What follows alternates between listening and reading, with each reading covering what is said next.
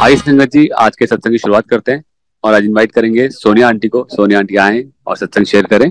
जय गुरु जी। सारी संगत को नमस्ते, सत श्री अकाल। और मेरे मालिक जो तीन लोक के मालिक हैं उनको कोटि कोटि प्रणाम। जितनी साध संगत जुड़ी है और जो नहीं भी जुड़े हुए उनको मेरा कोटि कोटि प्रणाम। मैं अपने मालिक की, मेरे महाराज की क्या गाथा गाऊं। बहुत छोटे हैं हम उसका व्याख्यान करने के लिए, वड्याई करने के लिए। शब्द कम पढ़ते हैं और हम बहुत बहुत एक तुच्छ हैं कि इतने बड़े मालिक का गुणगान कैसे करें। शब्द नहीं मिलते। जब जब भी कभी सत्संग शेयरिंग की बात होती है तो सबसे पहले ये आता है, मेरे मालिक हमारे से जो गलती हो जाए माफ कर देना। और हम सारी संगत से भी माफी मांगेंगे अगर हमारे से कुछ ऐसे शब्द यूज किए जाएं जो किसी को हर्ट करें, या हमारा ऐसा भाव नहीं होता कि हम ऐसी चीज बोलें लेकिन कोई उस चीज को पर्सनल ले जाते हैं। प्लीज इस चीज के लिए माफ करिएगा। तो महाराज का मैं सबसे पहले ये बोलूंगी कि मैं महाराज को नहीं जानती थी। महाराज तो जैसे सबको जन्मों से जानते हैं। तो उस वक्त की बात बताती हूँ जब मेरा एंगेजमेंट हो चुकी थी, लेकिन फैमिली के अंदर ही ये बात थी, किसी को हमने अभी डिक्लेयर नहीं किया था। मैं पढ़ रही थी तो मेरे इन लॉज हैं यही जाते थे। जब मेरे would be father in law गए उनके पास और मेरे would be mother in law, तो गुरुजी ने जाते ही बोला, डॉक्टर ਜਿਹੜੀ कुड़ी पसंद की है मैं ਉਹਦੇ ਨਾਲ मिलना है, ਉਹਨੂੰ बुलाओ। तो मैं सबसे पहले संगत जी ये बोलूंगी कि ये बहुत बड़ी भाग्य की बात है कि महाशिव जो परमात्मा देखो कितने बड़े हैं, उन्होंने ये कहा कि वो मिलना चाहते हैं एक ना चीज को। ये मैं पहले समझ नहीं थी और अब जब सोचते हैं तो अपने आप को बड़ा भाग्यशाली महसूस करते हैं कि वो परमपिता परमात्मा जो सब कुछ जानता है, और उन्होंने उनको बोला कि मैं उस लड़की से मिलना चाहता हूँ। मिलना क्या, वो तो सब जानते थे, जानी जाने। फिर भी वो हमें ये समझाना क्या, हमें ये हमेशा जैसे माँ अपने बच्चे को हमेशा कभी किसी चीज के लिए ये फील नहीं होने देती ना कि हाँ उसको सब पता है, लेकिन वो उसकी छोटी सी बात सुन के भी अंदर ही अंदर मुस्कुरा देती है। वो ही भाव महाराज का, हमारे परमपिता परमात्मा का था कि मैं मिलना चाहता हूँ। वो तो जान ही जान थे। मेरे को बुलाया गया। मैं चंडीगढ़ में थी, वहां पढ़ती थी। मैं जलंधर गई तो गुरुजी बड़े आराम से एक कैजुअल कपड़ों में वहां अपने सिंहासन पे ही बैठे हुए थे। ज्यादा लोग भी नहीं थे, हम 10-12 लोग होंगे। और जाते ही महाराज को प्रणाम किया तो जाते ही गुरुजी ने बोला, कुड़ी पास है, चंगी है। तो तब मुझे ये नहीं पता चला कि इन्होंने मतलब गुरुजी के कहने पे मुझे बुलाया है। तो उन्होंने तो मुझे वैसे ही कहा था, बेटा आप ये एड्रेस है, यहाँ पे आ जाओ। तो उस चीज के लिए भी मैं अपने आप को, ये मेरे लिए मेडल है बहुत बड़ा कि महाराज के मुख से निकला हुआ कि कुड़ी पास है, चंगी है। और सामने मेरे हस्बैंड भी बैठे हुए थे तो उनको बोला, तेरे मुंडे ने ना बस आही चंगा काम किया है। तो जैसे एक नेचुरल सी स्माइल आ जाती है कि अच्छा कि गुरुजी ने मुझे तो अप्रूव कर दिया है लेकिन उनके लिए अभी भी कुछ ना कुछ कहा है। तो संगत जी ये कोई वो बात नहीं है। महाराज तो हमारे इस कण कण को जानते हैं, पत्ते पत्ते को जानते हैं, कौन क्या कर रहा है या कैसा है। लेकिन उनका बड़प्पन देखो परमात्मा का, कि वो हमें कितना ऊंचा उठाने की कोशिश करते हैं ना, अपने अंदर ही कितना वो देते हैं। तो ये महाराज से वो मेरा जब पहली बार मिलना हुआ तो बस मुझे तब उस वक्त ये लगा था कि ये कोई ज्ञानी पुरुष हैं। ये नहीं पता था कि ये मेरे सामने महाशिव जो साक्षात बैठे हैं। कोई समझ नहीं थी, लेकिन मुझे ना बड़ा उनको देख के अच्छा लगा, बड़ा मैं जैसे कोई मोह में आ जाता है, क्योंकि वो सुंदर बहुत थे।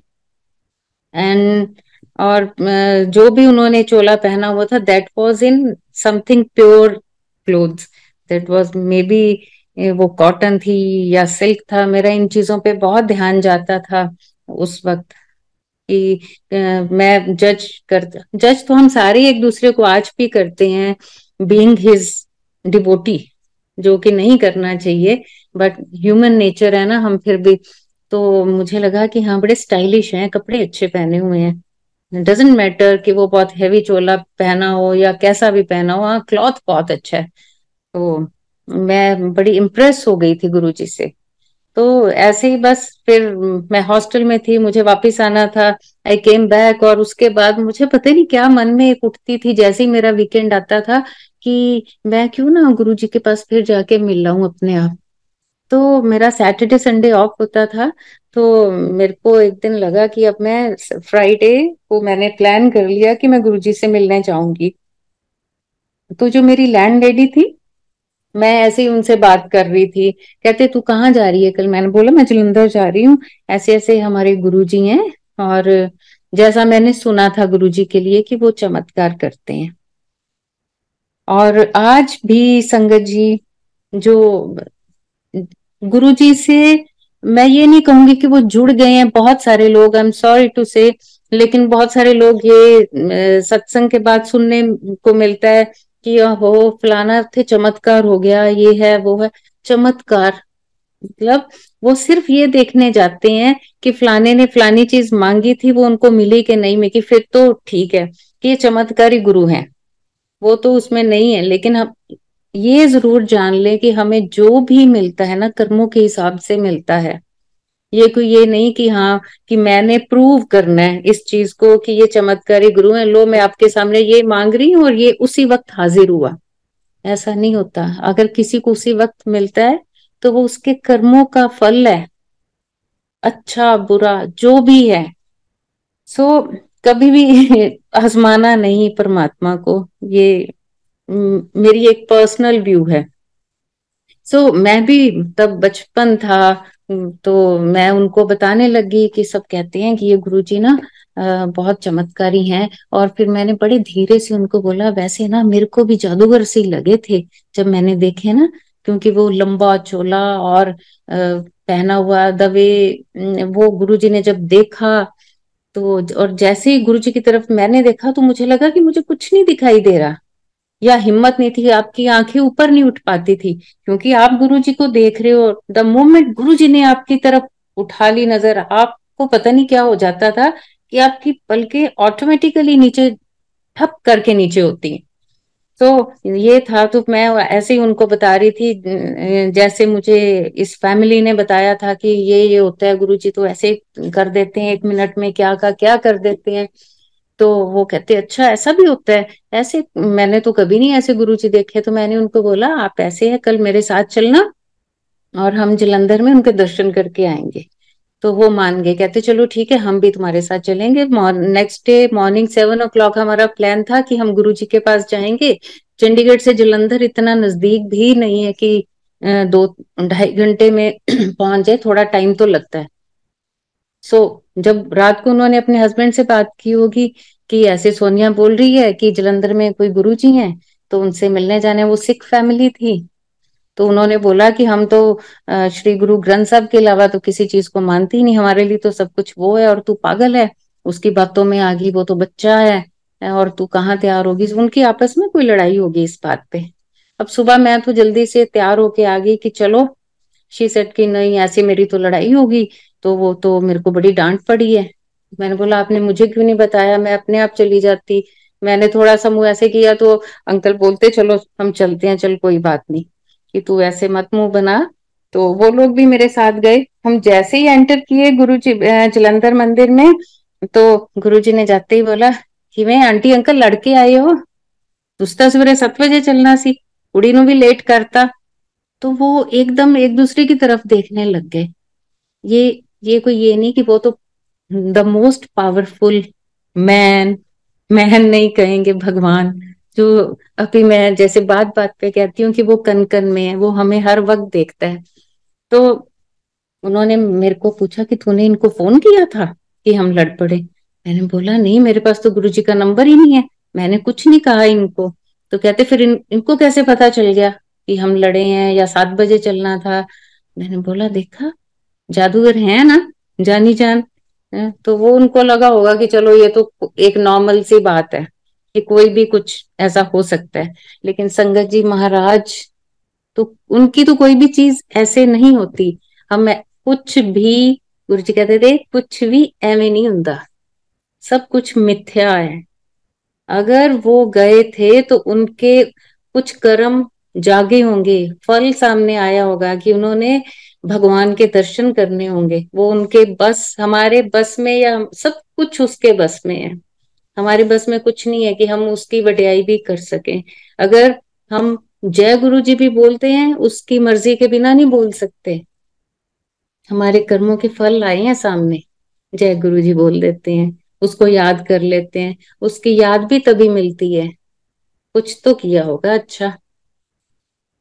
तो संगत जी ये बहुत बहुत सुनने वाला, ये बड़ा टचिंग सत्संग है जो मैं हमेशा, जब भी अ, ये सत्संग करने की बारी आती है तो मेरे खुद के अभी भी रोंगटे खड़े हो जाते हैं। तो हम बैठे थे, चाय प्रसाद आ गया, तो इतने में एक यंग लड़का जिस चेयर पे बैठा हुआ था, जिसको बाहर से 2 लोग उसकी आर्म रेस्ट से उठा के अंदर लेकर आ रहे थे गुरु जी के पास। और गुरु जी बिल्कुल शांत भाव में उस वक्त बैठे हुए थे, कुछ नहीं। और हम लोग देख रहे थे कि अच्छा देखो कितना यंग लड़का है, और उसको कुछ ना हिल सकता है ना कुछ, कुछ भी नहीं। तो वो चेयर लाके गुरु जी के सामने रख दी गई बच्चे की। तो उसकी मदर साथ थी, वो गुरुजी को मत्था टेके साथ रोने लगी। महाराज हम हमें ठीक, मेरे बच्चे को ठीक कर दो। ਅਸੀਂ ਸੁਣਿਆ ਕਿ ਇੱਥੇ ਸਤਿਗੁਰੂ ਆਏ ਹੋਏ ਆ ਜਿਹੜੇ ਸਾਰਿਆਂ ਨੂੰ ਠੀਕ ਕਰ ਦਿੰਦੇ ਆ, ਮੇਰੇ ਬੱਚੇ ਤੇ ਵੀ ਕਿਰਪਾ ਕਰੋ। ਅਸੀਂ ਹਾਰ ਗਏ, ਇਸ ਬੱਚੇ ਨੂੰ बहुत जगह दिखाया पर साडा किते ही नहीं होया। मतलब वो इतनी भोले भाव से कह रही थी कि सानू किसी ने दसिया है कि ਉੱਥੇ ਇੱਕ ਮਹਾਰਾਜ ਆਏ ਹੋਏ ਨੇ, ਉਹ ਸਾਰਿਆਂ ਨੂੰ ਠੀਕ ਕਰ ਦਿੰਦੇ ਆ, ਤੁਸੀਂ ਮੇਰੇ ਬੱਚੇ ਨੂੰ ਵੀ ठीक कर दो। तो महाराज कहते क्यों, मैं डॉक्टर हूं, मेरे को ले आई है। और वो और भी भोली कहती पता नहीं जी, सानू तो किसी ने दसिया ਤੁਸੀਂ ਸਾਰਿਆਂ ਨੂੰ ठीक कर देंदे हो, मेरे बच्चे ਨੂੰ भी ठीक कर दो। तो महाराज वो तो सामने आया ही इसीलिए था कि उसके कर्म कटने थे, नहीं तो दुनिया में बहुत दुख है, हर कोई सामने नहीं आ पाता। अभी भी पूरी दुनिया में क्या दुख नहीं है। और क्या सबको पता है, कोई सब बोलते हैं जय गुरु जी, किसी को कोई ख्याल भी है कि महाराज इस दुनिया में हैं और फिजिकल फॉर्म में आए थे? सबको नहीं पता। और जिनको पता है, आप ये सोचो कि आप कितने भागों वाले हो। और वो बच्चा, उसके जो कर्म थे 17-18 साल तक उसने काटे, क्योंकि उसकी माँ जैसे बता रही थी कि ये पैदा ही ऐसा हुआ था। जब से पैदा हुआ है हम इसको ऐसे ही लुक आफ्टर कर रहे हैं। अब ये इतना बड़ा हो गया है, मैं आज भी इसको जैसे 1 दिन के बच्चे की केयर होती है, आज भी उसकी ऐसे कर रही हूँ, मैं थक गई हूँ।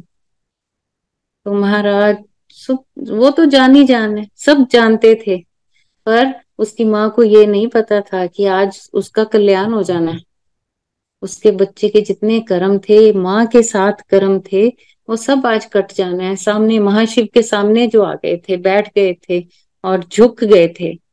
जब परमात्मा के सामने झुक जाते हैं ना, तो वो हमें माफ कर देता है, बड़े से बड़ा गुनाह भी माफ कर देता है। मेन थिंग इज कि झुकना आना चाहिए। तो महाराज ने जल प्रसाद मंगवाया, पिलाया गया उस बच्चे को, उसकी माँ ने ही पिलाया क्योंकि वो खुद कुछ नहीं कर सकता था। चाय प्रसाद आया तो महाराज ने बोला एनू आपे पीन दे। तो उसकी माँ की आंखों में आंसू आ गए, कहती महाराज ये तो पकड़ भी नहीं सकता, इसको क्या बता कि कैसे पकड़ने। तो गुरु जी ने बोला पिला दे इनू। फिर पिलाया गया। जैसे ही वो चाय प्रसाद खत्म हुआ, फिर एक और लाओ चाय प्रसाद। और आया चाय प्रसाद, तो फिर पिलाया गया। तीसरी बार फिर मंगवाया गया। फिर गुरुजी ने बोला तू रहन दे, बह जा टिक्के के पास से, एनू एनू एनू गिलास नु हाथ च फड़ाए थे। मदर ने क्या किया, उसका हाथ का थोड़ा सा फिंगर्स को खोल के उसमें फिट कर दिया हाथ में गिलास, लेकिन फिर भी सहारा दिया, क्योंकि माँ है ना, बहुत डरती है कि हाई गर्म चाय ना इसके ऊपर गिर जाए या इसको कोई तकलीफ ना हो जाए। पिलाई गई, थोड़ा सहारा भी दिया, हालांकि उसने थोड़ी सी फिंगर्स हिला के होल्ड करने की भी कोशिश की। जब पिला दिया तो माँ को बोला गया कि अब तू बीच में नहीं आना, तू साइड पे बैठ जा। तो गुरुजी ने उसको बोला चल अपना गिलास चुक के उत्थे रख। मतलब ये बहुत बड़ी बात थी, जो जिसको मतलब जब से पैदा हुआ है उसको उठा के सब कुछ कराया जाता है, और आज महाराज उसको बोल रहे हैं कि तू उठ के ये गिलास वहां रख दे। कैसे रख दे, उसकी माँ तो रोने लग गई। महाराज ये कुछ नहीं कर सकता। तो महाराज ने बोला तू चुप कर जा, परे बैठ। तो वो गुरुजी ने बोला चल उठ। अब कैसे उठे, उसने ना अपनी एल्बो से जो आर्म रेस्ट के ऊपर थोड़ा सा प्रेशर डालना शुरू किया। नहीं उठ पाएगा, कैसे उठेगा जब जब तक महाराज की पूरी कृपा, उस पावर नहीं देंगे। उसके पावर से ही हम सांस ले रहे हैं, और फिर उठना तो बहुत बड़ी बात है ना। तो महाराज ने उसको बोला उठ, वो नहीं उठ पाया। तो महाराज ने अपने हैंड नीचे से ऊपर रेज किया, जैसे जैसे किया वो बच्चा उठ गया। तो ये क्या था, ये कल्याण था उस बच्चे का, उसकी माँ का, उसके पूरी फैमिली का, जो उस बच्चे के पीछे दिन रात लग रहे थे। और महाराज की कृपा दृष्टि से, ये नहीं कि महाराज ने उस वक्त हाथ ऐसे नीचे से ऊपर किया तो वो उठ गया। उनकी तो कृपा दृष्टि बहुत है। उनका यही बहुत था कि वो बच्चा वहां तक पहुंच गया। ये तो हमें दिखाने के लिए, सिर्फ क्योंकि हम मूर्ख लोग हैं, हम इंसान हैं, हमारी फितरत ही ऐसी है कि हमें जब तक ऐसे नहीं सामने चमत्कार नहीं दिखाई देते तो हम किसी चीज को मानते भी नहीं है। तो महाराज को तो इतना पता था कि वो वहां बैठा, वो तो वहीं कृपा करके उसको कर सकते थे। लेकिन उसके पीछे एक रीजन ये भी था, क्योंकि मैं भी जो इनको अपने लैंड लेडी और लैंडलॉर्ड को साथ लेकर आई थी, उनको यही बता के लाई थी कि ये जादूगर हैं, बड़े बड़े चमत्कार करते हैं। देखो परमात्मा एक ही टाइम पे कितने लोगों की सुन के और सबको सेटिस्फाई करता है। बात ये नहीं थी कि महाराज ने हाथ रेज किया तो वो उठ गया। महाराज की तो कृपा दृष्टि से ही वो उठ गया था, ठीक हो गया था, कल्याण हो गया, उसके जन्मों के कर्म कट गए। तो संगत जी, मैं हमेशा बड़ी शर्मिंदगी महसूस होती है, हम खुद भी कई बार महाराज को कह देते हैं गुरुजी ऐसे कर दो ना। ये नहीं पता कि टाइम आने पे शायद उससे ही अच्छा हो जाएगा, हम इस वक्त पे ये चीज मांग रहे हैं, लेकिन नहीं ना। इंसानी फितरत कभी नहीं जा सकती, कभी भी नहीं जा सकती हमारे अंदर से। सो ऐसे हुआ कि जब बस उसके बाद गुरुजी ने हमें बोला चलो लंगर खाओ ते जाओ। हम वापस गए तो वो भी लोग बड़े हैरान, कहते हैं ऐसे कैसे हो सकता है ना। मैंने कहा देखा, मैंने आपको कहा था ना वो कितने जादूगर हैं, उनमें बड़ी पावर है। सो उसके बाद ये हुआ, ऐसे ही मेरी साथ में स्टडीज चल रही थी। 1 साल हो गया था एंगेजमेंट को। मेरे पेरेंट्स अभी भी नहीं गुरुजी की तरफ हैं, कर्म नहीं होंगे ना। तो तब तो बिल्कुल भी नहीं। तब तो कहते थे पता नहीं ये कहाँ जाती है, जलंधर चंडीगढ़ से, तो हमें नहीं पता, ये हॉस्टल से भी छुट्टी ले लेती है, ये क्या करती है। तो मेरी मासी हैं, वो जलंधर ही रहती हैं। तो उस वक्त उनको बोला गया कि ना आजकल ना जदों देखो ना जलंधर चली जाती है। तो वो कहती अच्छा मैं देखती हूँ केड़े बाबियां कोल जाती है। ठीक है, और मुझे तो पता था, देख लो मुझे तो कोई डर ही नहीं लगता। तो उसके बाद ना मेरे मासी गए गुरुजी का एड्रेस लिया, तू दस केड़े है गुरुजी तेरे। तो मैंने बोला ये वाले हैं, जाओ जाओ। तो वो अपनी गाड़ी से जैसे ही उतरे ना, तो गुरुजी को तो पता था कौन आ रहा है। गुरुजी ने जो सेवादार अंकल वहां थे उनको बुला के बोला कि फलानी गड्डी से एक आंटी आई है, फलाना सूट पाया हुआ है, उन्होंने अंदर नहीं आने देना। तो वो जैसे ही उतरी गाड़ी से, तो अंकल ने जाके बोला कि तुसी अंदर नहीं आ सकते। वो कहते क्यों नहीं आ सकते। कहते साडे महाराज दा आदेश नहीं है। वो वापस चले गए। ऐसे ही फिर उसके बाद मेरे को कहते तेरे केहो जे गुरु जी हैं, तू चली जानी और मैनू तो बाहरों ही बाहर कट देंदे है कि अंदर नहीं आना। तो फिर मैं मन में सोचूं अच्छा हुआ नहीं आने दिया, कि जिस भाव से आप जा रहे हो कम से कम भाव तो अच्छा लेके जाओ। फिर 1-2 महीने बाद कहते अच्छा मैं तो फिर जाके आऊंगी, देखना है मुझे कौन है। उसके बाद फिर गए गुरु जी, तो जान ही जान सारा कुछ जानते हैं। गुरु जी ने फिर अंकल को बोला ओ आंटी फलानी आई है, उन्हें आस फुट पाया हुआ है, उन्हें अंदर नहीं आन देना।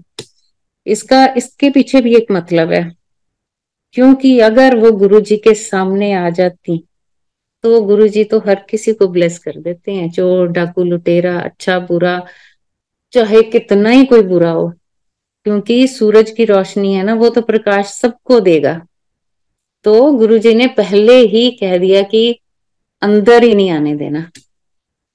तो महाराज की हर चीज के पीछे बहुत बड़े बड़े मतलब होते हैं, बहुत बड़े बड़े राज हैं। वो सिर्फ एक के लिए नहीं, हम सब के लिए हैं।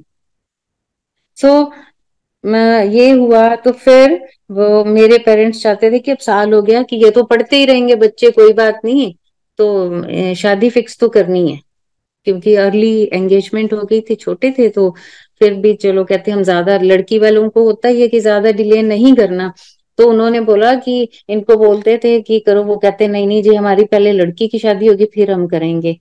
तो फिर वो मेरे पेरेंट्स अपने घर में बात कर रहे थे, और संगत जी गुरु जी ने मेरे इधर इन लॉज वालों को बुलवाया अपने पास कि आओ डेट फिक्स करनी है। तो इन्होंने बोला कि गुरुजी हाले लड़की बैठी आपा। ये देखो कि मेरी फैमिली जो पेरेंट्स साइड है वो नहीं मानते थे गुरुजी को, बिल्कुल भी नहीं, वो आज भी नहीं मानते। उस वक्त उन्होंने अपने घर में ये चिंता जाहिर की। उसका मतलब ये नहीं है कि मानते हैं तो गुरुजी मेहर करते हैं। अरे कोई नहीं भी सिर्फ गुरुजी के रूप में कोई नहीं परमात्मा को मानता, लेकिन वो परमात्मा है ना, वो सब पे मेहरबान है। क्योंकि किसी रूप में भी किसी को मानो, वो कौन है, गुरु जी हैं। ब्रह्मा विष्णु महेश माँ अम्बे गौरी हनुमान जी कुछ भी हैं, वो अल्टीमेटली अल्टीमेटली कौन है, गुरु जी हैं। तो वो गुरु जी के रूप में उनको नहीं मान रहे थे, लेकिन वो हैं तो परमात्मा के बंदे, और परमात्मा सबकी सुनता है। तो वो तो जानी जान, फिर हर बात में मैं ये बोलती हूँ कि उन्होंने बुलाया और कहते नहीं नहीं कुड़ी दा मामला है जी। गुरुजी ने बोला कि मैं डेट फिक्स करती है, ब्याह करो ना। मेरे पेरेंट्स ने गुरुजी को कुछ कहा था, वो तो अपने घर में एक सिंपल बात कर रहे थे कि हम इनको रिक्वेस्ट करते हैं कि टाइम हो गया। तो हमें बहुत बार लगता है ना कि हम तो गुरुजी को इतने सालों से मान रहे हैं जी, गुरुजी हमारी तो सुनते नहीं, फलाने का तो इतना भला कर दिया। ये नहीं पता टाइम, वो जानी जान है, वो जानता है कि वो टाइम पे हमारा ये काम होगा तो हमारे लिए वो ज्यादा अच्छा होगा। अगर वो पहले ही फसल पकने से कच्ची फसल हमें दे देगा तो वो खा के कोई ना कोई तो बीमारी आएगी ना। सो जो वो देगा जब देगा, उसका बहाना मान के सब्र करना चाहिए। और उस पे अगर फेथ कर लिया, सारी बागडोर संभाल दी, भूल ही जाओ हम कुछ हैं, तू ही है तू ही है। जिस दिन ये कर लिया तो वो तो तुम पार हो गए। पार होने के लिए एक ही वर्ड चाहिए, तू। तू ही। जब ये आ जाएगा ना तो सब कुछ ठीक हो जाएगा। तो संगत जी गुरु जी ने शादी की डेट फिक्स कर दी, और जो डेट फिक्स की वो थी श्राद्धों में। तो मेरे फादर इन लॉ, उनको एस्ट्रोलॉजी का बड़ा ही शौक था। प्रोफेशनली वो कुछ नहीं करते थे, लेकिन इतने उनको होता था कि किसी की भी कुंडली देख के शुरू कर देते थे, फलाना यही है वो है। और गुरुजी हमेशा उनको मना किया करते थे, डॉक्टर आदत छड़ दे, अब तू ना करया कर, एक तेरे पत्थर पुत्थर ना दिया कर किसी ਨੂੰ, ये पुट्ठे पै जाएंगे। तो जब इमीडिएटली जैसे उन्होंने डेट बोली गुरुजी ने कि 31 अगस्त ਨੂੰ ਇਹਨਾਂ ਦਾ ਵਿਆਹ ਹੈ, ਇੰਨੇ ਵਜੇ ਫੇਰੇ ਹੈ, ਠੀਕ। ਉਹ ਪਾਪਾ ਕਹਿਣ ਲੱਗੇ ਗੁਰੂ ਜੀ ਕਮਾਲ ਕਰਦੇ ਹੋ, ਸ਼ਰਾਧ ਨੇ ਤੁਸੀਂ ਸ਼ਰਾਧਾਂ ਚ डेट ਕੱਢਤੀ। गुरु जी ने बोला मैं कटती ना, ब्याह तो ऐसे दिन ही होएगा। ਨਹੀਂ ਨਹੀਂ ਗੁਰੂ ਜੀ ਤੁਸੀਂ ਡੇਟ ਬਦਲੋ ਨਾ, ਸ਼ਰਾਧਾ ਚ ਕੌਣ ਵਿਆਹ ਕਰਦਾ ਹੈ? ਗੁਰੂ ਜੀ ਕਹਿੰਦੇ ਜੇ ਮੈਂ ਕੱਢਿਆ ਤਾਂ ਮੈਂ ਹੀ ਕਰੂੰਗਾ ਨਾ, ये तो यही डेट नु है, तू कट ले, तेरे तो जेडी डेट निकल रही है। उन्होंने इतनी निकालने की कोशिश की संगत जी, कोई डेट ही ना आए, कोई भी ऐसी शुभ डेट नहीं आ रही थी कि जिसपे, तो फिर वही ना, जो परम पिता परमात्मा अगर उनके मुंह से निकला है तो वो तो गलत हो ही नहीं सकता। तो संगत जी मेरी श्राद्धों में शादी हुई थी, शायद ही किसी की हुई हो, तो वो मैं तो इस बात को बहुत बड़ा लकी मानती हूँ कि देखो उस भगवान ने खुद धरती पे आके काज सवारे, हर काम आज भी वो करते हैं। ये नहीं कि फिजिकल फॉर्म में थे तभी सारे काम होते थे, तभी ऐसा होता था, नहीं।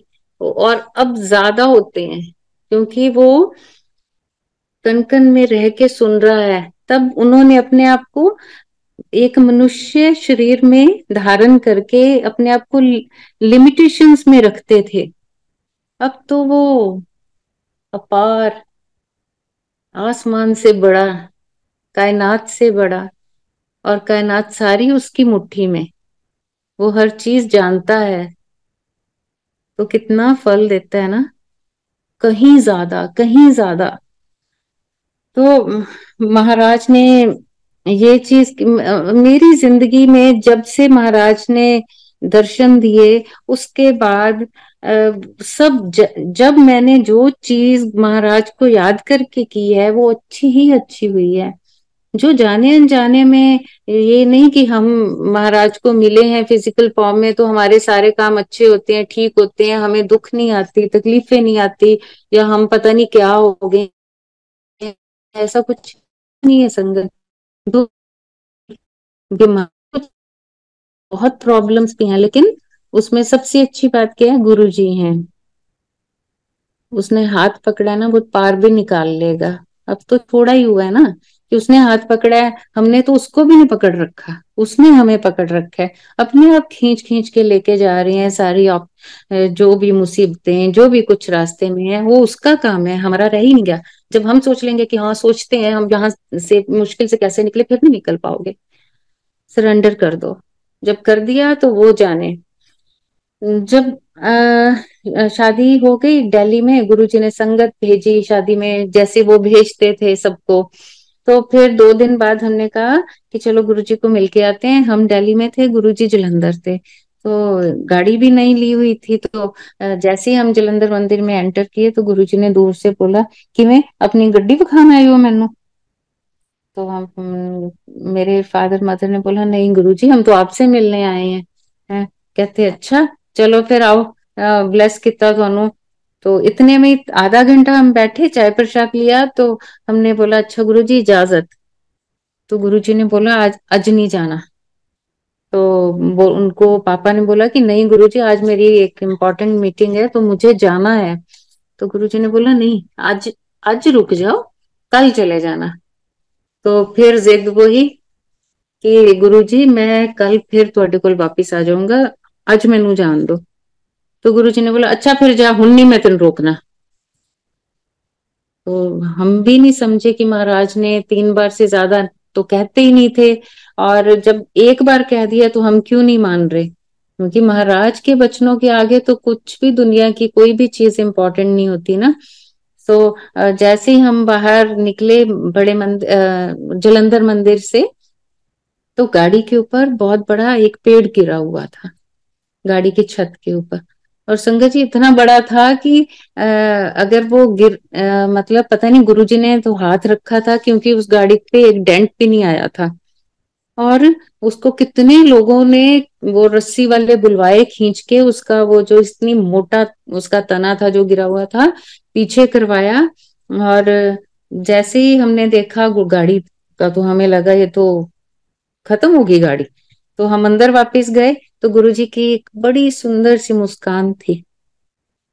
वो ऐसे थी जैसे बच्चे जिद करते हैं, माँ रोकती है किसी चीज के लिए, लेकिन वो चीज जैसे ही वो बच्चों के साथ गलत होती है तो वापस आके माँ के अंदर एक स्माइल आती है ना, वो स्माइल थी गुरुजी के फेस पे कि देखा मंदे नहीं ना मेरी गल।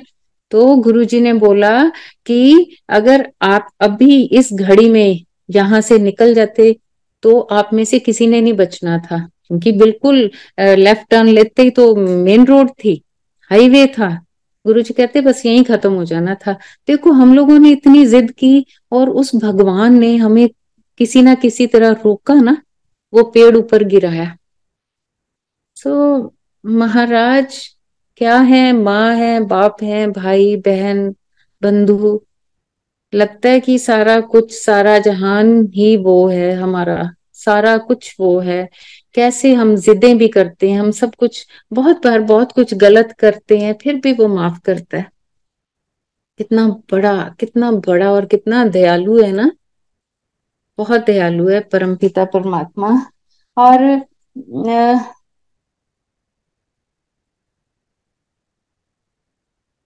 मैं आपको एक मिनट संगत जी, मैं आपको अभी एक सत्संग और बड़ा अच्छा सा शेयर करना चाहती हूँ। तो ये थोड़ा था ज्यादा टचिंग टाइप, और ये वो एम्पायर स्टेट में जब गुरुजी थे, तब हम भी दिल्ली थे। तो गुरुजी के पास, गुरुजी की इजाजत से रोज जाना हो जाता था, हर रोज चले जाते थे। तो एक दिन की बात है, तो इवनिंग जैसी होती थी, बस तैयार होते, चलो जी गुरुजी के पास जाना है रोज। और सबसे अच्छी बात मुझे ये लगती थी कि उस टाइम हमारे पास किचन में कोई हेल्प नहीं थी वहां पे, तो मुझे ना खाना बनाना पड़ता था। और मेरे लिए सबसे अच्छा पॉइंट ये लगता था कि गुरुजी कितने अच्छे हैं ना, अच्छे है, संगत को बुलाते हैं, खाना वाना खिला के भेज देते हैं, चलो मेरी तो जान छूटती है किचन से, सिर्फ इतना। तो मैं इसलिए बहुत ही खुश होके वहां जाती थी। तो गए, और गुरुजी ने घंटे बाद ही बोला, चल डॉक्टर, तेरी फैमिली चकते जा, शो खत्म। अब मेरे को लगा आज तो गुरुजी ने ये क्या कर दिया, ये खाना ही नहीं खिलाया। वैसे सारे जहाँ खा रहे हैं, हम भी खा लेते, तो गुरुजी ने आज पहले ही छुट्टी कर दी है। तो कोई नहीं, मैं बड़ी अंदर से कुड़ कुड़ के ना, और अपने शूज पहन के जा रही थी, अपने मन ही मन ना, बहुत कुछ, क्या है ना, क्या है ना, अब जाके पता नहीं क्या करना पड़ेगा। इतने में ही रघुवीर अंकल ना पीछे दौड़ते हुए आते हैं, डॉक्टर साहब तो गुरुजी ने बुलाया। अब हम गाड़ी में, मैं तो बैठ ही गई थी, मुझे लगा बुलाया होगा पापा को तो वो जा रहे हैं। तो फिर नहीं नहीं, सारे ने बुलाया, गुरुजी ने, अंदर आ जाओ। मैं तो भागी, फटाफट अपने सैंडल उतारे, भागी भागी गई, गुरुजी के मुंह के ऊपर स्माइल। वो तो फिर वही, सब कुछ जानता है वो। बैठे, अब गुरुजी ने क्या, मेरी उस दिन वो बनानी थी रेल, बैठ गए। गुरुजी ने लंगर की थाली मंगवाई, चलो ठीक है, लग गए, बैठ गए। अब मेरे साथ जो खा रहे थे वो तो अपनी दो दो चपाती खाई और उठ गए। अब मेरी जैसी खत्म होने वाली थी, गुरुजी ने मेरी थाली में चपाती और रख दी। और शंकर जी, मैं ज्यादा खाने वालों में से ना उस वक्त थी ना अब। मैंने बोला ओहो, तीसरी चपाती आ गई। चलो, मेरे को लगा गुरुजी ने रख दी होगी, खा लो। चौथी चपाती, वो खत्म होने वाली थी, पांचवी, छठी, सेवंथ, एट, मेरी तो आंखें बाहर आने को होगी, और मैं गुरुजी की तरफ ऐसे देखूं। है, मैंने कहा हे रब्बा, आज तो खिला खिला के ही मार देंगे। बात वही आ जाती है ना, जब हम मांगते हैं ना, तो फिर भगवान कहता है ले फिर, और ले, और। तो उस वक्त, अब उसके भी बहुत सारे मीनिंग, बहुत सारे मतलब हैं, सिर्फ ये नहीं है। वो तो मेरी छोटी बुद्धि है जो मैं ऐसा बोल रही हूँ, और ये भी बहुत छोटी सोच है कि मैं अपनी मर्जी, जैसे हमें गुरुजी ने छुट्टी दे दी और फिर दोबारा बुला लिया। वो जो उतना सा बाहर का वो 3-4 पौड़ियां चढ़ के वो सफर था वहां से गाड़ी तक का, पता नहीं वो क्या, उस सफर में भी गुरुजी ने कर्म काटे और फिर दोबारा बुलाया। ये बहुत बड़ी बात रही होगी, बहुत कुछ। और जो मुझे इतना सारा खिलाया गुरुजी ने, उसका असर अब समझ आती है। संगत जी, मुझे बहुत तरह की क्रॉनिक डिसीजेज हैं, मुझे किडनी प्रॉब्लम है, ल्यूपस नेफ्राइटिस है, मेरा जो ऑटो इम्यून सिस्टम है दैट इज टोटली डेड। सो मेरे अंदर तो ऐसा सिस्टम ही नहीं है कि मैं अपनी बॉडी या अपनी को संभाल सकूं। तो वो मैं, मेरे अंदर वो मैं नहीं है, लेकिन मेरे अंदर महाराज बैठे हैं जो मेरे को चला रहे हैं।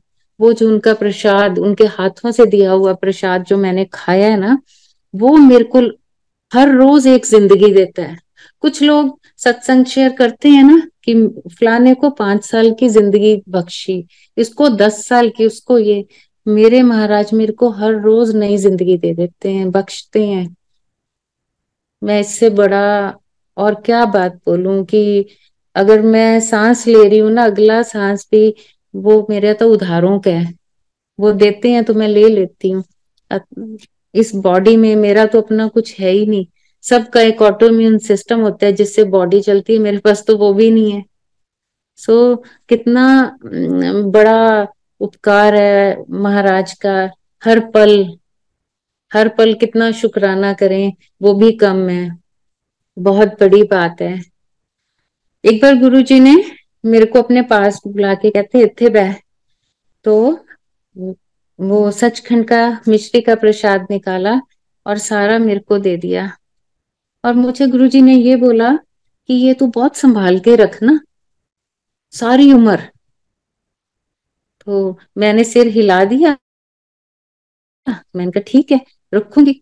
तो गुरुजी ने बोला कि जब तक ये प्रसाद तेरे साथ रहेगा ना, तेरे को कुछ नहीं हो सकता। और संगत जी, आप अभी आप ये लोग सोच रहे होगे कि इसको तो बीमारियां इतनी है, तो फिर ये कैसे हो गई। संगत जी, उसके पीछे बहुत बड़ा मेरा गुनाह है, जो मुझे प्रॉब्लम्स हैं। 2007 की बात है।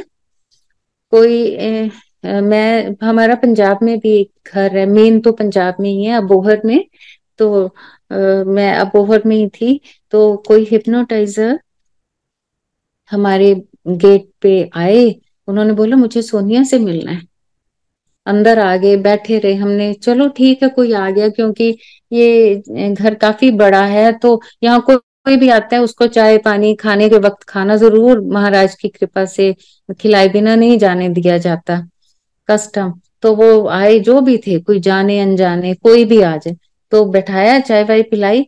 तो वो कहते बेटे तेरे पास ना एक मिश्री का प्रसाद है तेरे लॉकर में। मैं एक पहले तो बहुत हैरान हो गई कि वो तो हमारी फैमिली के अलावा किसी को ही नहीं पता कि मेरे पास प्रसाद है। मेरे को कहते कि अगर तू वो निकाल के मेरे को दे दे तो तेरे ऊपर से बहुत सारी बलाएं टल जाएंगी। अब मुझे लगे कि मुझे तो गुरुजी ने दिया है, और गुरुजी और हमारी फैमिली के अलावा किसी को ही नहीं पता। फिर मन में आए कि कहीं वो ही तो नहीं मांग रहे। तो उन्होंने ऐसा हिप्नोटाइज किया, बातें दो चार करके, कि मैं उठी, अपना खोला और लॉकर, और उसमें से सारा प्रसाद उठाया और उनको दे दिया। फिर उन्होंने बोला कि आपके फलानी अलमारी के अंदर आपके किसी गुरु के बहुत सारे स्वरूप पड़े हैं। संगत जी, उस टाइम पे क्लिप वाले स्वरूप पॉकेट के ऊपर वो लगते थे, वो गुरुजी सबको बांटते थे। और वो इधर मेरे पापा ने काफी सारे बनवा के गुरुजी को दिए कि ये दे दें, और उसमें से बहुत सारे हमारे पास भी थे, गुरुजी ने बोला था ये बांट देना। और वो कम से कम 300-400 के करीब एक सूटकेस, छोटे से ब्रीफ केस में थे, तो उन्होंने बोला उसमें है, वो भी मेरे को लाके दो। हमने वो भी निकाल के दे दिया कि लो जी। बस उस बंदे ने वो लिए और गया। और उसके बाद जो मेरी हालत हुई टिल डेट, इतनी प्रॉब्लम्स मेरे को, हेल्थ प्रॉब्लम्स शुरू हो गई इमीडिएटली कि आ, मतलब कुछ चीजें बिलीव कर पाना भी मुश्किल होता है। 1 साल तक मेरे को इतनी पेन होती थी किडनी की वजह से कि मैं चीखें मारती थी। वो जो ल्यूपस की पेन होती है, हमारी संगत में जो डॉक्टर्स बैठे होंगे वो समझ सकते हैं कि ल्यूपस नेफ्राइटिस जब बहुत पीक पे होता है तो कितनी पेनफुल है। अः जो लेबर पेन है ना, उससे भी 2.5 गुना ज्यादा पेन होती है। और संजय जी, मुझे लगातार 1 साल वो पेन, मैं सिर्फ चीखें मारती थी बेड पे लेट के।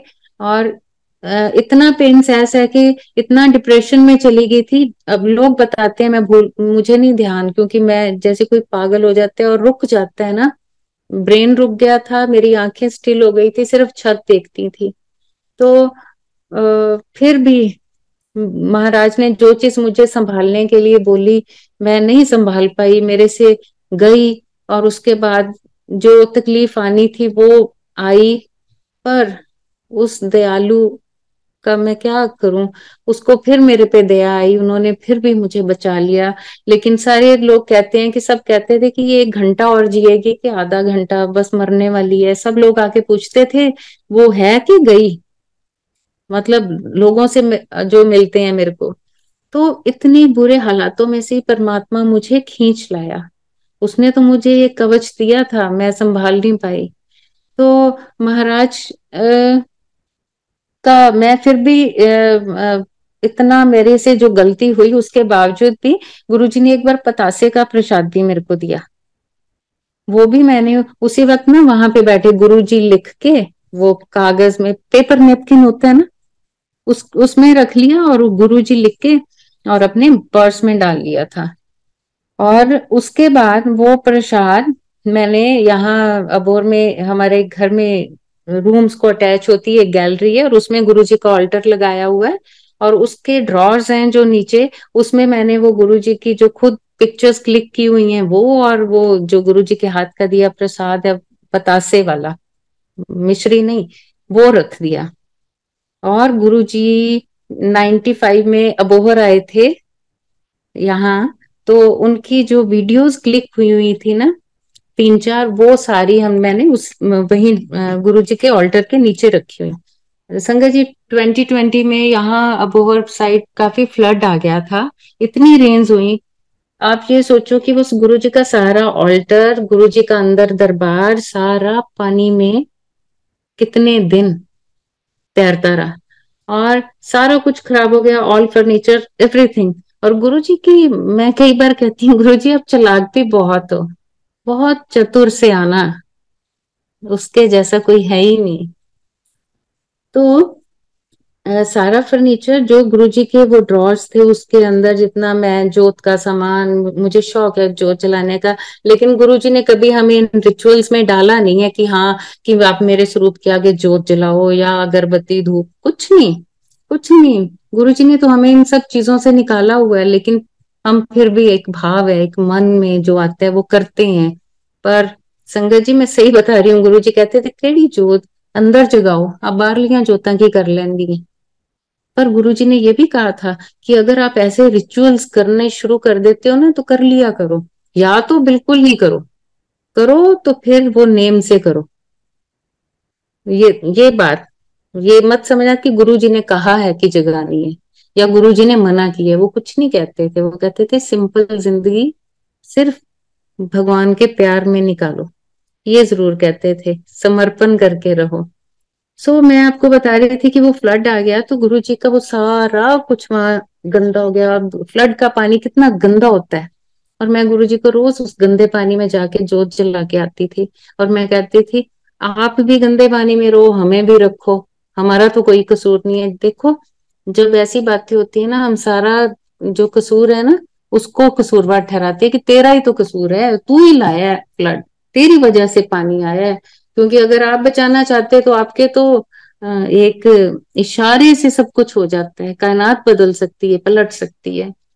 और मैं रोज शिकायत करती, महाराज ये आपकी वजह से फ्लड आया है, आपकी वजह से हुआ है, अगर आप चाहते तो ये नहीं आता, इतना नुकसान हो गया, ये है वो है। अब ये सोचो कि हफ्ते 10 दिन बाद वो सब जो सारा सामान बाहर निकलवाया गया, जो टूट गया सारा फर्नीचर गंदा हो गया, सब निकलवा दिया, मतलब फेंकने लायक था, कुछ भी रखने लायक नहीं था। लेकिन जब वो मिस्त्री ने वो सारे गुरुजी का ऑल्टर वो ड्रॉर निकाले ना पट पट के, वो अपने हथौड़ों से, तो उसमें सारा सामान गंदा सब फेंकना पड़ा। तो मैंने देखा गुरुजी की एल्बम पानी में रह के भी क्लियर साफ, कुछ नहीं गुरुजी का दिया।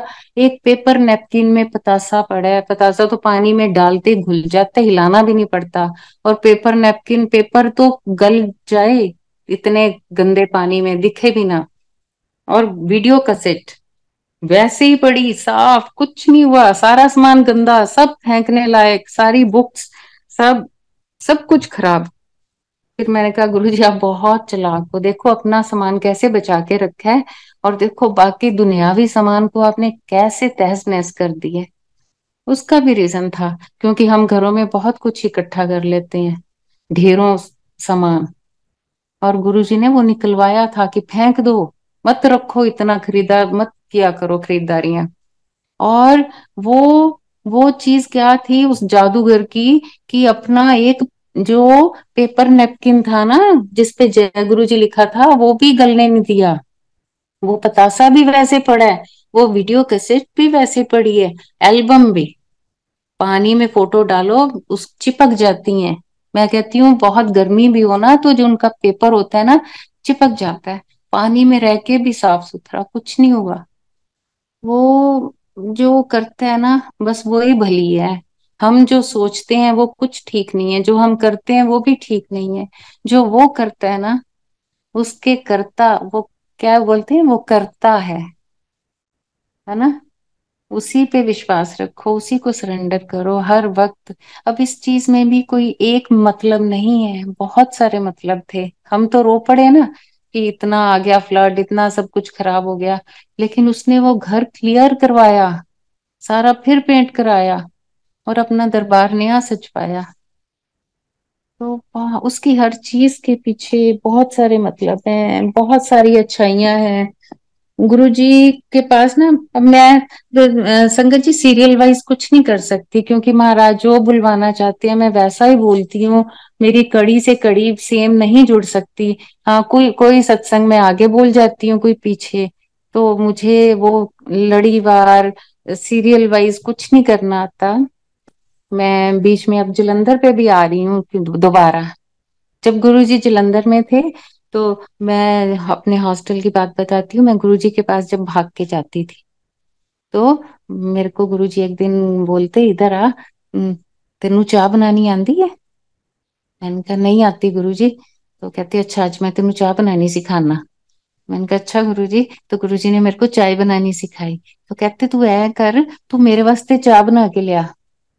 अब गुरुजी ने जैसा बताया मैंने वैसा माप के गुरुजी के लिए चाय बना दी और लेकर गई। गुरुजी ने एक सिप पिया, पी के मेरे को कहते चंगी बनाई है। अब मेरे तो बड़ा मुझे लगा वाह मैंने तो बड़ी अच्छी चाय बना दी, गुरुजी ने तारीफ कर दी है। तो साथ के साथ गुरुजी कहते हुन ऐ कर, उन सारी संगत वास्ते चाय बना के लिया। जो तारीफ की बात हुई वहां तक तो मुझे बहुत अच्छा लगा, लेकिन जैसे ही बोला ना सबके लिए बना के ला, एकदम ऊपर से नीचे पारा गिर जाता है ना, जैसे अभी तो तारीफ सुनी थी और अभी काम करना पड़ेगा। मेरे को एकदम गुरुजी कहते जा जा फटाफट जा चाय बना के लिया। मेरे को लगे भी एक कप तक तो ठीक था, अब मैं इतने लोगों की कैसे बना सकती हूँ। फिर मैंने धीरे से चोरी से काउंट अंदाजे से किए, फिर चाहे गुरुजी ने संगत को पिलवाई। तो बड़ा बहुत बड़ा भाग्य है ये भी, बहुत बड़ा।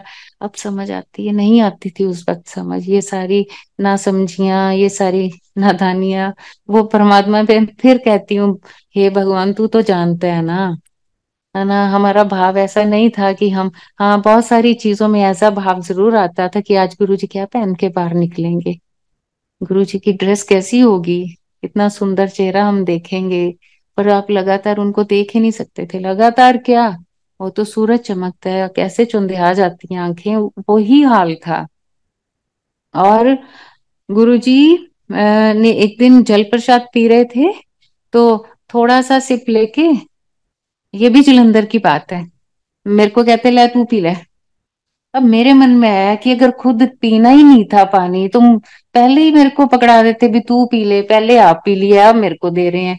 मतलब कितनी गंदी बात है मेरे को करते, मैं अपने आप को थप्पड़ मारना चाहती हूँ इस बात पे कि कितनी गंदी बात है। और अब सोचूं तो मैं कहती हूँ ओहो इतने लकी हैं हम, इतने लकी कि महाराज ने हमें प्रसाद पिलाया, और उस प्रसाद की देन की वजह से ये जो सांसें आ रही हैं, ये जो इतनी परेशानियों में भी वो किसी चीज की कमी नहीं महसूस होने देता, वो ऐसे रखता है इतना, ये सोच लो कि बहुत सारे तूफानों में भी वो अपने हाथ पे लेके चल रहे हैं हमें।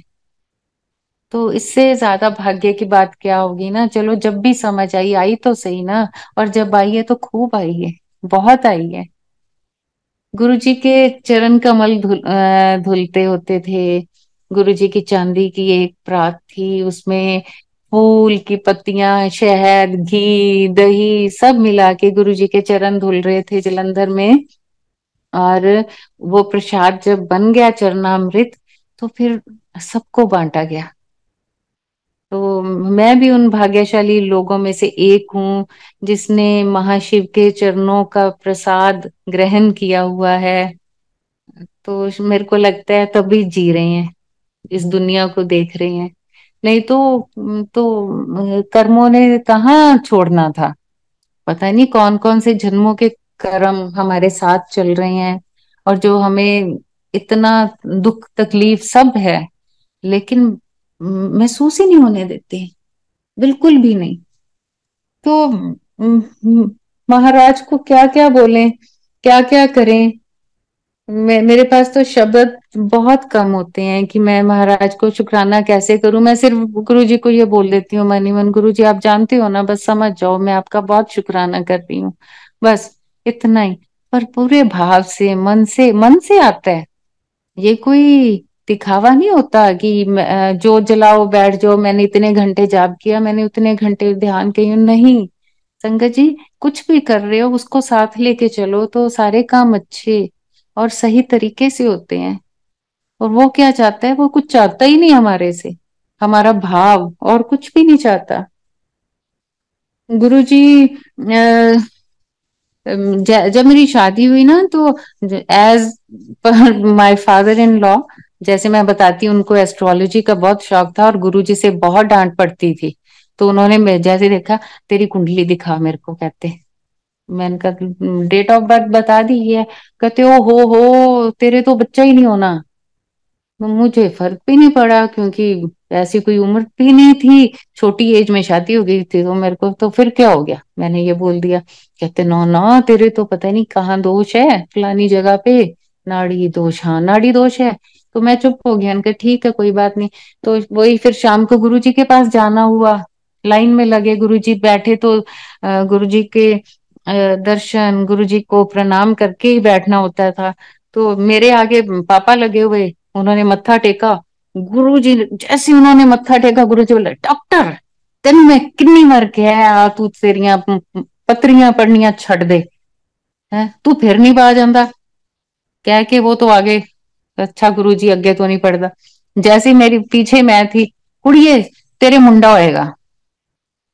बताओ, ये चीज घर में सुबह बात हो रही है कि तेरे ऐसे कुंडली के हिसाब से ये नहीं हो सकता, वो नहीं हो सकता, और गुरुजी ने शाम को बोला कुड़िए तेरे मुंडा होएगा। मतलब गुरुजी का क्या क्या बताऊं। और महाराज ने इतना अच्छा बच्चा ब्लेस किया है मेरे को। और मेरे एक ही बेटा है गुरुजी का ब्लेस किया हुआ, वो साथ को ही पैदा हुआ, उसका हर काम साथ को ही होता है संगत जी। ये कोई कोइंसिडेंस नहीं है, उसकी हर चीज साथ को ही होती है, साथ को ही पैदा हुआ है। उसके बहुत मतलब मैक्सिमम काम, मैक्सिमम जो उसकी आईडीज, मैक्सिमम जो भी है वो 7 पे होता है। मतलब ये भी कोई ऐसे ही नहीं है। ये वो महाराज हर पल बताते हैं मैं तुम्हारे साथ हूँ। ये उसका साथ है, ये उसका बड़प्पन है कि हमारे जैसे छोटे से इंसानों के लिए भी वो धरती पे आके हमारे जैसा हो गया। एक दिन की बात है, एम्पायर स्टेट की बात है, एक वीवीआईपी थे, वो गुरुजी को कुछ ऑफर कर रहे थे किसी चीज के लिए। तो गुरुजी को इतना गुस्सा चढ़ा, हम सामने ही बैठे थे। गुरुजी ने कहा जाओ इत्थों, मैं ਤੁਹਾਡੇ ਦੇਣ ਤੇ ਬੈਠਾ, ਮੈਂ ਤਾਂ ਸਭ ਦਾ ਬਾਪ ਆ, ਮੈਂ ਤੁਹਾਨੂੰ ਸਭ ਨੂੰ ਦੇਣ ਵਾਲਾ। ਤੁਹਾਡੀ ਕੀ ਔਕਾਤ ਹੈ ਕਿ ਤੁਸੀਂ ਮੈਨੂੰ ਦੋ। ਤੁਸੀਂ ਕੀ ਸਮਝਿਆ ਮੈਂ ਤੁਹਾਡੀ ਤਰ੍ਹਾਂ ਹੱਡ ਮਾਸ ਦਾ ਬਣਿਆ, मैं ਤੁਹਾਡੇ वर्गा। तो अब उस वक्त की बच्चे की एक जो बच्चों की सोच होती है, बाकी समझ तो इतनी आई कि किसी को डांट पड़ रही है। पर ये जो चीज मेरे अंदर माइंड में चली गई कि मैं ਤੁਹਾਡੇ वर्गा हट मासदा बनया, मुझे लगा और किस चीज के बने हैं फिर। कि हम रोज मत्था टेकते हैं, मैं मतलब एकदम आया कि मैंने तो कभी गुरुजी को ऐसे पकड़ के नहीं देखा कि किस चीज के बने हैं। बड़ा बड़ा उस वक्त जैसे कोई एक यंग माइंड परेशानी में आ जाता है, और कि ये किस चीज के बने हैं। मतलब गलतियों पे गलतियां कितनी कर की है ना हम लोगों ने। तो घर गए, अब मेरे तो माइंड में एक ही चीज कि गुरुजी बने किस चीज के हुए हैं। वो तो कहते हैं मैं हडमास का नहीं बना हुआ। अगले दिन का वेट करूं कि हो, और मैं जाके पकड़ूं गुरुजी को कि वो किस चीज के बने हैं। गुरुजी को सब पता था हमारे दिलो दिमाग में क्या चलता है। मत्था टेक रहे थे, मेरी बारी आई, गुरुजी को पता था कि इसके बहुत खलबली मची हुई है। गुरुजी ने अपने चरण कमल आगे कर दिए संगत जी, और एक स्माइल गुरुजी के मुंह के ऊपर। मैंने तो, अब मुझे थोड़ी पता था कि गुरुजी को पता है ये बात। मैं तो अपने हिसाब से कि लो जी पैर आगे आगे पकड़ लो। मैंने पकड़ लिए गुरुजी के पैर, और संगत जी मेरे हाथ में कुछ भी नहीं था। जैसे कॉटन को पकड़ के मुट्ठी बंद हो जाती है, वैसी हो गई। और बड़ा मैं एकदम डर गई उस वक्त। तो मैं फटाफट छोड़ के आगे निकल गई। अब यही चीज वही ना, कि एक बार करो अगले दिन फिर कर लिया, फिर पकड़ लिए पैर, फिर वही हाल हो गया, फिर डर गई, फिर आगे। अब तीसरे दिन जब ऐसा हुआ तो गुरुजी ने कहा चलो चलो आगे बहुत हो गया। हर रोज ही हूं तू मैनू फड़न लग गई। बताओ, ये चीजें, मतलब सच में गुरुजी हमारे जैसे थोड़ी थे। वो तो परमात्मा हमारे बराबर का होके हमारे लेवल पे नीचे उतर आया था हमारा कल्याण करने के लिए। हम कहाँ जान पाते हैं, कहाँ सोच सकते हैं। तो संगत जी बहुत सारे सत्संग होते हैं, बहुत सारे हैं, लेकिन टाइम को देखते हुए अंकल आप बताएं कि कुछ और हो सकता है शेयर, नहीं तो फिर कभी सही। जी आंटी, जैसा आपको अच्छा लगे, अगर आप करना चाहते हैं तो प्लीज कर सकते हैं, अगर आप अगली बार करना चाहते हैं, जैसा आपको अच्छा ठीक लगे। टाइम का हो जाता है ना, क्योंकि सारी संगत जुड़ी होती है, तो सबके सबके लिए जी जी टाइम जी। का इम्पोर्टेंट होता है। तो ये सब चीजें चलो एक मैं लास्ट कर देती हूँ, फिर बहुत सारे हैं जो फिर कभी जी आंटी हम श्योर। नेक्स्ट टाइम करेंगे, ठीक है। तो हाँ जी हाँ जी। एक दिन मैं इसके साथ थोड़ा सा गुरु संगत जी आप उसके लिए भी है कि हमें कैसे गुरु जी के पास अगर हम बड़े मंदिर भी जाते हैं या किसी भी के घर भी सत्संग में जाते हैं तो क्या मर्यादा है, प्लीज उसको एक माइंड में रख के चलना चाहिए। हमें ये नहीं सोचना कि हाँ उसके घर तो 50 के लोग आ रहे हैं तो हम कुछ भी ऐसा करके चले जाएं या कुछ भी। तो प्लीज, जहां दो जने भी हैं ना तो महाराज तो वहां भी हैं। सत्संग रख लिया तो मतलब महाराज हमारे से पहले आके बैठे होते हैं। तो एक दिन गुरुजी ने बोला, एम्पायर स्टेट की बात है, कि तुसी मेरे को ना सोने सोने बन के आया करो, सज के आया करो, क्योंकि मैं थोड़े सारिਆਂ ਦਾ खसम आ। अब मुझे लगा कि वेस्टर्न ड्रेसेस पहनती हैं, गुरुजी ने मुझे बोल दिया है कि सज के आया करो, ये सारी बात माइंड में, वो जितना दिमाग है उतना ही काम करेगा, उतनी सोच है ना। तो अब मेरे को लगा अरे ये तो गुरुजी ने आज तो मुझे बड़ा फील हुआ कि ये क्या कह दिया, चलो आगे से सज के आया करेंगे। कोई मेकअप नहीं करती थी, कुछ भी नहीं। अब जब घर गए मैंने जाते ही अपना हैवी साड़ी और ये सारा ज्वेलरी वगैरह निकाल ली कि अगले दिन गुरुजी पास जाना है, सज के जाना है, क्योंकि गुरुजी ने बोला मेरे पास सज के आया करो। तो अगले दिन जब जाने के लिए रूम से निकले तो मेरी फैमिली बाहर खड़ी वेट कर रहे थे कि आओ। तो सब हंसने लग गए मेरे ऊपर। मैंने कहा क्यों हंस रहे हो? कहते तू क्या बन के जा रही है इतना सज के? मैंने बोला गुरुजी ने कल बोला नहीं है कि सज के जाना है। तो ठीक है चलो लेट हो रहे हैं बैठो। अब वहां पहुंचे तो मैंने जैसे ही अंदर एंटर किए तो मैंने थोड़ा सा नीचे झांक के देखा हॉल की तरफ, तो कोई भी नहीं ऐसा सज के आया था, सब एक नॉर्मल कपड़े और जैसे रोज आते हैं। मेरे को तो लगा ओ हो अब मैं करूं तो मैं बाहर, मैं वापस भी नहीं जा सकती, मैं करूं क्या। मेरे को बड़ा ही फील हुआ कि मेरी बेइज्जती होगी आज तो। जैसे ही मेरे मन में ये भाव आया, गुरुजी रूम में थे, आप संगत जी सोचो, एक सेकंड से भी कम टाइम में गुरुजी बिल्कुल मेरे सामने खड़े हुए, और खड़े होके बिल्कुल विदाउट डिस्टेंस तो था ही नहीं बीच में, मैं खड़ी थी मुंह उतरा हुआ, और गुरुजी हंसने लग गए। मैंने कहा अब तो गुरुजी भी हंसने लगे, मेरी आंखों में आंसू आ गए। तो गुरुजी हंसते हंसते कहते चंगी लग रही है, सोनी लग रही है। तो मैंने कहा नहीं गुरुजी आप झूठ बोल रहे हो। कहते नहीं देखा, मैं सबनू क्या सी सज के आया करो, तू आई ना। है।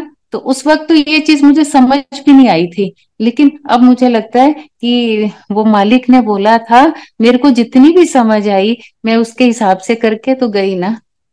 पर उनका मतलब संगत जी ये था कि मन साफ, उजला, सुथरा, ये करके रखा करो। ये सजना होता है। सच हम कैसे सज सकते हैं? हमारे अंदर परमात्मा का नाम चलता रहे, वो सजावट है हमारी। तो प्लीज इस चीज को गौर रखें और कृपया वैसी चीजें करें जो महाराज को पसंद है। ऐसा कभी हम कुछ गलती से भी ना करें कि जो, और एक सुना है हर जगह कईयों के घर सोने की रिंग्स की बारिश हो रही है सत्संग में, कईयों के शहद वर्षा की बाल्टियों की बाल्टियां निकल रही हैं, कहीं पे नारियल पानी निकल रहा है क्योंकि डेंगू चला हुआ है।